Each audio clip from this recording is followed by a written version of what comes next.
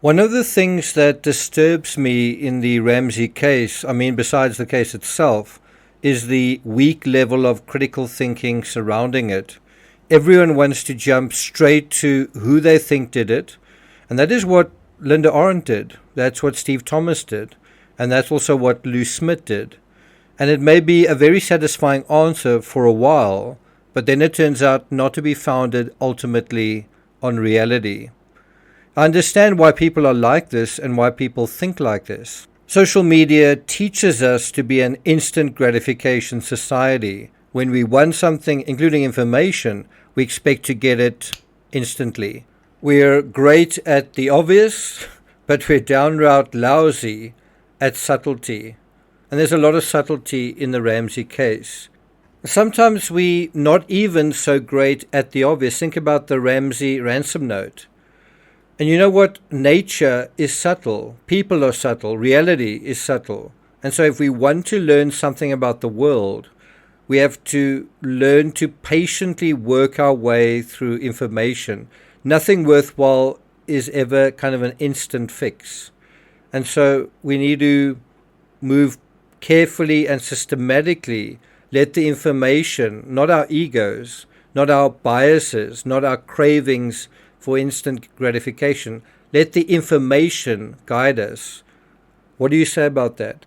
So in this episode, we are going to just do a lot of collating of backstory. And without having a preconceived notion in mind, we're just going to put a lot of these almost random elements of the backstory together and see where it takes us. Now, so often when I'm reading the comments under my videos, I want to cry out, "We are not your enemy's banner. Try to think." And by thinking carefully, critically, and systematically, maybe, just maybe, we can find our way to real answers, or repeat the patterns of the past and past thinkers, and end up going nowhere for the next 28 years. With that in mind, I want to challenge your knowledge and your ability to form patterns, to reconcile a whole field of information into something not just anchored in facts, but intuition. You know, that subtle thing that gives us a sense of reality without us knowing absolutely every detail. I got nightmares in my head, I fear. Thoughts build up until I can't feel. My mind fills up into a creature, and it haunts me somewhere much deeper. I got nightmares in my head, I fear. Hello and welcome to True Crime Rocket Science. Alright, so let's take out our notebooks and next to each point draw a little box. If you've not thought about this area, in terms of each of these 25 points, draw a little tick and write a note. Or if you haven't thought this area through, you can do the same thing. At the end of this analysis, let me know how many boxes you ticked. Okay, well then let's do it. And remember, why are we here? To Try to think. Before we get to those 25 points, if you haven't subscribed to the channel, please do. Please note, a lot of you have asked me for my theory on the case, and I think the best way to deal with it is to go through it one by one.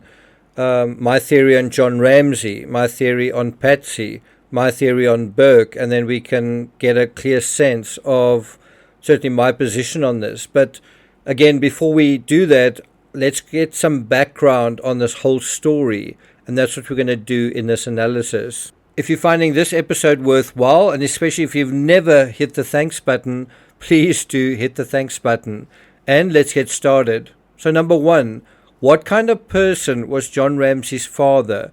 Now, we have waded into this territory before, made a whole video on that. That should give you some idea. You might say, yeah, I've thought about this before. I don't need to think about this again. Now, besides being a decorated World War II pilot, in general, J. Ramsey was a military man known for being reserved and authoritarian. And we get this comment from the Bonita Papers. I'll put a link to that in the description. Think about that word and the authoritarian manner in which this case has been prosecuted. Think about the district attorney covertly overruling not just the grand jury's work, but the work of Boulder PD, all of that work, and then drawing a line through the hopes for justice in his entire constituency. Why? Because he knows better.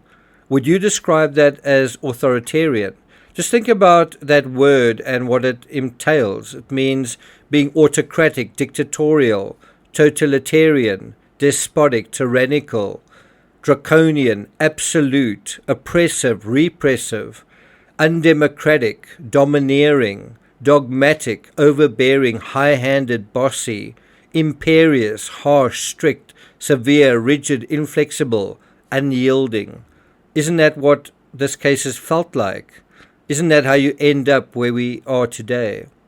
And how about this idea of being autocratic and suing anyone who has the temerity to accuse you? I mean, you have a dead child in your home, and people want an explanation. And is the explanation that's given ultimately satisfying? Is there any closure? Is there any settlement to this mystery? And it's not just suing people, it's not like a piddly $1 million here or there. One of the lawsuits was for $750 million. Just think about that and this idea of being authoritarian. Number two, great expectations. The Ramsey family, their reputation, achievement, and expectation was huge. Now consider also the combination of authoritarian and being private, which is to say reserved or self-controlled, and this whole thing of family expectations. How much pressure are you under when shit hits the fan to put lipstick on a pig? Again, you might say that's a very interesting theory, but we actually saw John's self-control front and center during the kidnapping phase. This was one cool cat used to being tested in sailing, and that's high-stakes sailing, in flying, and in the stakes of the corporate world. And he is used to staying calm and collected when under pressure, when under stress. And so have a look at this. Even in his teenage years, John was considered intelligent, ambitious, focused, but above all, a very private person. And what kind of person is a very private person? Well, they tend to be they've got a very strong sense of inner, they direct it from within, not from without. They decide what they're going to do. They're not going to let circumstances dictate to them. Number three, when did John's marriage to his first wife, Lucinda, unravel? Soon after the arrival of the third child, the marriage began to unravel, and the Ramseys were divorced in 1978. The divorce appeared to be cordial, and John and Lucinda remained on friendly terms. She even vouched for him in the JONBENET America documentary. And so just with that information, you've got to wonder, why did the marriage unravel? Did it have to do with having so many children? Which brings us to number four. Why did it unravel? John admits that contributing to the marital problems was an affair he had with a secretary at his company in the late 1970s. So it's quite interesting. It's at his company, right? Although this was the only affair John would admit to during either of his marriages, other women would eventually confirm that they too. Now, I have to say, in terms of the Bonita Papers, there's certain things that aren't accurate, that I know for a fact. And then there's certain things that you just wonder, how does she know that? And then there's certain things that seem to be silly little mistakes like spelling errors and that sort of thing. So we do need to treat this not as gospel, but as, the opinion of one particular researcher. A lot of it based on truth, reality, proper research, but some of it an unknown amount that we don't know if it's absolutely true. I mean, I can think of one other woman that said something had happened, and I'm not sure if I believe that particular case. So this is a statement that I think needs to be verified, and I don't think it has been. But it is an interesting thought to think that is there another side to this particular person, and often isn't that the case? There are often other sides to us, to everybody. And so number five, did John have other affairs? Also, did John have an affair with Patsy? Because affairs are by their very nature covert. If you think about Scott Peterson and Chris Watts, all of that lying and caginess does tend to lead to a kind of covering up. And isn't that where we learn to do that? Number 6, John was known as a loving and devoted father. So that is also something one wants to test and one wants to get a sense of. No matter which friend or co-worker you talk to, they all describe John as quiet, reserved, non-confrontational, slow to anger. In other words, private. But some even called him cold. In spite of the reserved public appearance, John was known as a loving and devoted father. So it almost seems, although he seemed almost introverted at a certain point, he still came across as generally loving and devoted, like a good man. And I feel like there should be a but there. You know, on Christmas Day, which is perhaps the most family day of family days, John disappeared for several hours. Generally, he was away from home often because of business trips. So you can be a loving and devoted father, but also still be relatively absent. That doesn't mean you're not loving and devoted. Christmas morning of 1996, I think, shows he wanted to give his family a fairy tale. But then what about the day after Christmas? Was that a fairy tale too? Number 7, now we move on to Patsy. Patsy's Gift of the Gab. Again, this is from the Bonita Papers. All of these excerpts are from that. And it refers to Patsy being active on the school's speech and debate team and twice made the state championship as a member of this team. Now, doesn't it seem like the ransom note writer had the gift of the gab as well? You get the same thing in Patsy's Christmas newsletters. Number 8, at the Miss America pageant, Patsy won an award for the dramatic reading of an essay she composed called Kiss of Death. So there were also expectations on Patsy Ramsey from her family, particularly in the area of beauty pageants. And then I think it's fine to say, was there a sense of those expectations being passed on from mother to daughter, those expectations passed on from Patsy to JONBENET? And if you think about this whole idea, this family always performing, always having these performances, you need to perform either in terms of achieving, or you need to perform in terms of in front of an audience. And think about the Ramsey case as just one big performance as well. Number 9, Patsy wasn't just an ordinary journalist student. Writing was her forte. Look at this. Patsy graduated magna cum laude with a degree in journalism. I think the Ramsey housekeeper said that Patsy was always writing notes, and I think that she would leave notes on the spiral stairs. Isn't that what she said? Number 10, how, when, and where did John and Patsy meet? Well, it was in Atlanta, and that was in 1979, only a year after his divorce from Lucinda, while they were both living at the same apartment complex. They were married the following year on November 15, 1980. 11, on paper, they were an odd match. Well, think about it. John is quite private and reserved with his emotions. Patsy's extremely social, extremely gregarious, extremely extroverted. So what do they have in common, and did they ultimately get along? And this mismatch, if you want to call it that, was also borne out during the kidnapping phase, because John and Patsy seemed so standoffish. I can't remember where I read it, but some people thought that they were actually divorced or separated based on their lack of, or perceived lack of, interaction with one another. Number 12, the Southern way of doing things. Did that have an impact on how the Ramseys responded to the cards they were dealt with on the day after Christmas? Now again, can you see we're going into an intuitive area? None of this is factual. You might say it's being subjective even. According to the Bonita Papers, if there were any problems in the marriage, it was handled in the typical Southern tradition of sweeping it under the rug. By all outward appearances, everything looked perfect on the surface. Some friends say the Ramsey family was too perfect, almost make-believe. So think about this whole idea of if there's a problem, you sweep it under the rug.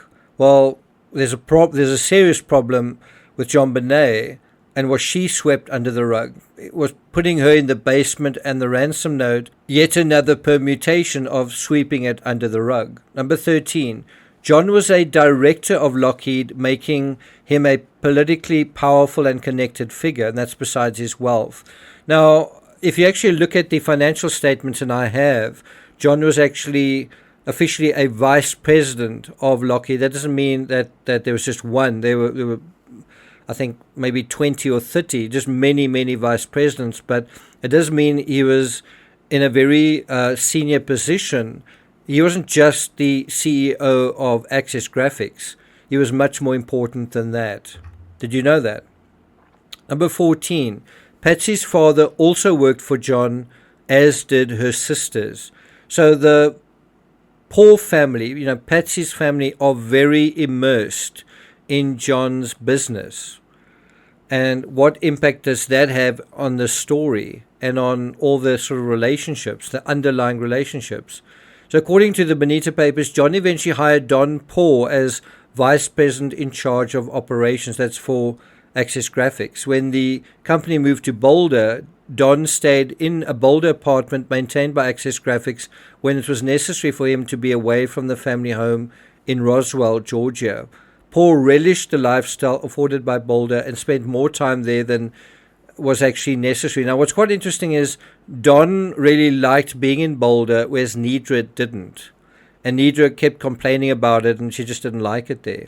The other thing that I think we don't know or we don't appreciate is because of his frequency in the town, in Boulder, he became apparently one of the primary babysitters for the Ramsey children.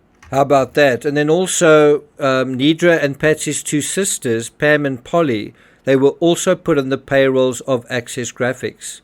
Nidra retired in 1993 because she disliked, I guess, the town of Boulder. So you might say the fate of quite a few family members on Patsy's side depended on the Ramsey case reaching a positive outcome, which it did. All right, 10 more to go. Number 15, the remodeling of the basement meant the Ramsey house had a lot of added complexity. Now, I had a conversation recently with someone who said, I just don't understand how the police couldn't just find, JONBENET was in the house, why couldn't they just find her? Well, the remodeling means that suddenly the house isn't quite as what you see is what you get as a typical house. There are parts of the house that are incomplete. There's clutter in the house. There are cans of paint lying around. There was even a point where they painted the wine cellar and the paint had caused the door to stick to the walls. And so all of these things basically make it harder to navigate a house. Also, adding modern elements to an old house is also going to give it a sense of it being a labyrinth. Lights not working and lights in unusual places is also going to make it harder to navigate in this unusual environment. And this made the basement an ideal hiding place, and ultimately it did confound those searching for the little girl. The question is, did the intruder know about this remodeling, or did the intruder know about this remodeling best, or did the Ramseys? Now, I mentioned earlier about certain aspects in the Bonita Papers that I'm not sure are accurate. Well, here's another one. Some of the basement area was also remodeled, including the addition of a wine cellar, although no wine was actually kept there. Now, I'm not sure the wine cellar was an addition the Ramseys came up with. If it is, that's certainly interesting. Number 16. In 1996, John owned 2 homes, 2 boats, and 2 planes. I don't even know if that's strictly speaking true. I don't know if it's 3 homes or if it's perhaps give or take a boat and a plane here or there. But, it is an interest in expensive toys. And one can say, in 1996, coming from the background that he came from, basically a military family, what was happening to John? Was John changing? Was John becoming a more passionate person? Or was greed taking hold? And it's not necessarily just greed for money. It can be greed for reputation, greed for power, greed for just a certain kind of lifestyle. Wanting to have your cake and eat it. And think about this idea of greed. If you are greedy, does it overlap into children? And what is the result of children if there are perhaps greedy parents? And perhaps a better word than greed is selfish. And think about Christmas and being selfish. Well, you want all sorts of things during Christmas. You want lots of parties, whatever it is, I don't know. Number 17, Patsy taught Sunday school, but she was also ambitious. So ambition was also something both John and Patsy had in common, and perhaps this is why they were quite a dynamic couple and why they perhaps got along maybe that was the underlying thing, that they wanted a lot more out of life, both of them, and they were going to make sure that they got that. And you can see how what happened to JONBENET is going to be something that is totally contrary to wanting to get a lot out of life. It is basically the death knell to ambition. And think about John's career ending. Patsy was also supposed to judge Miss America in the spring of 1997. That didn't happen. And so if you think about this idea of being ambitious, which isn't it a kind of selfishness as well? But I have other virtues, Father. Ambition. That can be a virtue when it drives us to excel. Resourcefulness. Courage. Perhaps not on the battlefield, but there are many forms of courage. Whoever wrote the ransom note, what it was meant to do, wouldn't you say that that was ambitious, that was resourceful? And does SBTC stand for Saved by the Cross? And think about Patsy being a Sunday school teacher. And think about, well, weren't they? Weren't they saved by the cross? Number 18, both John and Patsy had backgrounds essentially in marketing. Do you know Patsy also worked for a big advertising agency? And in a general sense, also studied advertising. The Ramsey case is nothing if not an exhibit in how PR was used to influence public sentiment. Number 19, according to the Bonita Papers, John taught Burke to whittle. Now, this is another thing that I just don't know if it's true for a fact. I don't know where she got this information from. But have a look at this. Burke and his father had little time together. One of the pastimes Burke did enjoy with his dad was operating remote control model airplanes. Burke actually had a model in his room, and his wallpaper throughout his room was just planes. John also taught Burke to whittle with a small red Swiss Army knife, a gift his parents had brought back for him after a trip to Switzerland. And then there's also mentioning the youth baseball team. 20. Both Burke and JONBENET attended High Peaks Elementary School. Now, this might seem like a fairly ordinary, obvious thing to say. They both went to the same school. But Burke and Doug went to the same school, and JONBENET went to the same school. And so that was another way that they might encounter one another. And if Doug lived nearby, didn't Burke and Doug and JONBENET sometimes get a lift back in the same vehicle from school? Perhaps sometimes the Steins taking the Ramsey kids home, and sometimes the Ramseys bringing the Stein kids home. And I think there's actually, didn't Doug have a sister as well? But it does pose the question, what does this mean? Does it mean anything? 21. In December, JONBENET suddenly became clingy to her mother. Now again, I don't know where Bonita gets this information from, but it certainly makes you think. The teachers at the school did note that sometime in December 1996, JONBENET developed a clinginess to her mother, which they thought unusual for the ordinarily independent, self-assured child. It had always been apparent that there was an extreme closeness between JONBENET and her mother, but now it appeared to be overly protective. And this change in JONBENET appeared to be an even more exaggerated degree of closeness. And as far as I know, didn't one of JONBENET's teachers testify at the grand jury trial? Number 22, what happens to a spoiled child over Christmas? I don't think it's breaking news that JONBENET and her brother Burke were spoiled and were seldom disciplined. I think it's par for the course in wealthy families. I do think the pertinent question is, okay, you spoiled, and then what happens over Christmas? Well, you spoiled even more. And then? What happens then? And so look at some of these just generic assessments. Spoiled children may act aggressively when faced with challenges that they are used to getting, they're used to getting their way, and sometimes they have difficulty coping with frustration and disappointment. And so I do think there's a question around the emotional resilience of the Ramsey children. I mean, compared to other children. Because on the one hand, there's this privilege in being spoiled, but on the other hand, there's this cancer, this very serious threat to Patsy's life going on under the roof of the Ramsey home. And isn't that another one of those sudden things that's brushed under the carpet?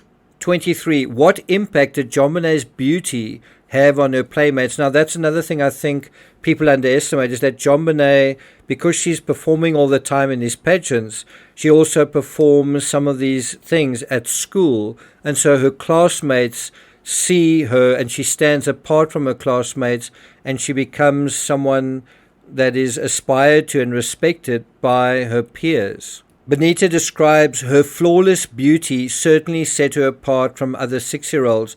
I think that's a little bit over the top personally. Also, she demonstrated poise and maturity, very untypical of a child her age. 24. Patsy's cancer and emotional neglect. Friends noticed that the children showed signs of emotional neglect. So how does this being a spoiled child one moment and neglected the other manifest in a child? Well, I think it can manifest in things like anger.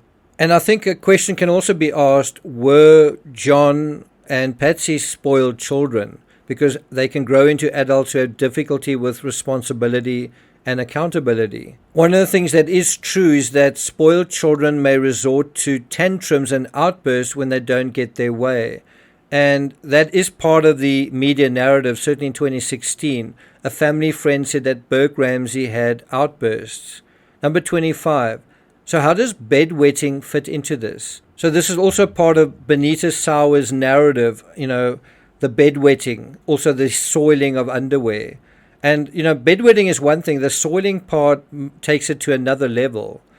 And she goes on to write, now when she had a bedwetting incident during the night, JONBENET would usually get up and change her own clothes. Sometimes, I think that should be she. Sometimes she would go into her brother's bedroom and crawl into the extra bed to avoid going back to her own cold, wet one. And finally, Patsy also had problems in toilet training Burke. And that brings us to the end of this section of the narrative. There's another whole section dealing with the fabric of the crime itself. If you found this interesting, let me know in the comments and we can do a part 2 from the Bonita Papers. Now is a good time to look at your notebook, look at the points that we put. If you didn't do this, well, it's unfortunate for you.